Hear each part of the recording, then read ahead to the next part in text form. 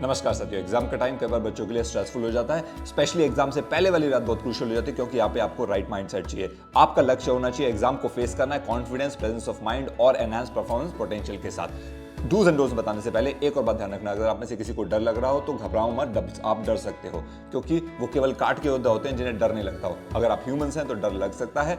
दूसरा, इस डर को अपना फ्रेंड बना लीजिए, क्योंकि ये जो डर है आपका मेंटर होने वाला है, जो आपको अलर्ट रखेगा। बैटलफील्ड में जब कोई भी सोल्जर फाइट करने जाता है तो वही सोल्जर अपने सर्वाइव कर पाता है जो अपने ओपोनेंट से अलर्ट होता है। वहां पर सोल्जर के माइंड में जो डर होता है वो अलर्टनेस की फॉर्म में होता है। सेम काम आपने भी करना है। डर हमारा एनिमी नहीं है, डर हमारा वो मेंटर है जो हमें अलर्ट रखेगा, और उसके बाद फुल कॉन्फिडेंस के साथ एग्जामिनेशन को फेस करना है, क्योंकि आपने पूरे साल मेहनत की है, पूरे साल का कड़ा परिश्रम है आपके पास। आज उसका फल काटने का समय आ चुका है, आपकी फसल पक चुकी है। अब आगे बताता हूं डूज एंड डोंट्स। देखिए, इन चीजों को आप अवॉइड कर सकते हैं। Avoid cramming. कुछ भी नया टॉपिक सीखने की आवश्यकता नहीं है। अब लास्ट टाइम पर जितना पढ़ चुके उसका रिवीजन हो चुका है, बहुत बढ़िया आपने तैयारी की है। और दूसरा, एक्सटेंसिव क्रैमिंग को अवॉइड कीजिएगा, ज्यादा रटना नहीं है। दूसरी चीज आपने ध्यान रखना है, स्टे ऑफ द स्क्रीन्स।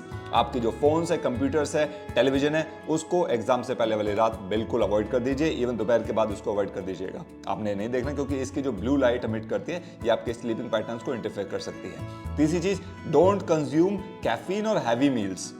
ज्यादा चाय, कॉफी या बहुत ज्यादा हैवी मील लेने से बचेगा। अगेन, ये भी आपकी स्लीपिंग साइकिल को या स्लीप पैटर्न को डिस्टर्ब कर सकती है। और चौथा बहुत इंपॉर्टेंट है, avoid negative thoughts and conversations. आपके जो पीयर्स हैं, आपके फ्रेंड्स या फैमिली में कोई व्यक्ति है, उनसे किसी भी तरह के नेगेटिव कन्वर्सेशन से बचेगा। कोई भी चीज जो आपको स्ट्रेस दे सकती है, सेल्फ डाउट कोई चीज लेके आ सकती है, उसको अवॉइड कीजिएगा। आपने अपनी पॉजिटिव आउटलुक रखना है और अपनी प्रिपरेशन को ट्रस्ट करना है जो आपने अब तक किया है। और पांचवा, डोंट ओवरवर्क योर ब्रेन।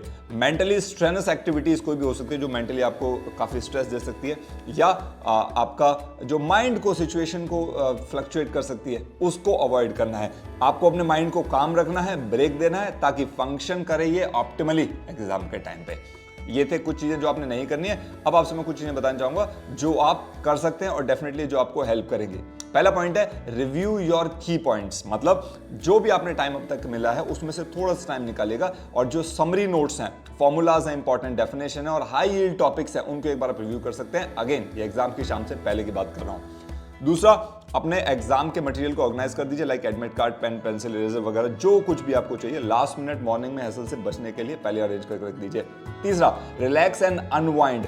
आपने अपने आप को कुछ रिलैक्सिंग एक्टिविटी में अब एंगेज करना है। आप किसी भी थोड़ी सी लाइट स्ट्रेचिंग कर सकते हैं, एक्सरसाइज कर सकते हैं जो आपको पसंद हो, लाइट।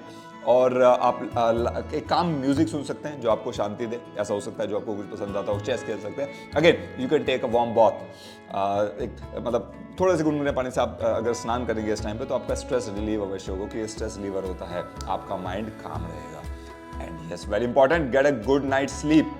कम से कम 8 से 9 घंटे की स्लीप लेनी है आपने प्रॉपरली। गुड स्लीप पैटर्न्स हमेशा ध्यान रखिएगा, आपकी मेमोरी को एनहांस करती है और कॉग्निटिव फंक्शन जो होता है एक स्टूडेंट के लिए बहुत इंपॉर्टेंट है एग्जाम से पहले वाले टाइम पे, उसको भी एनहांस करने वाली है।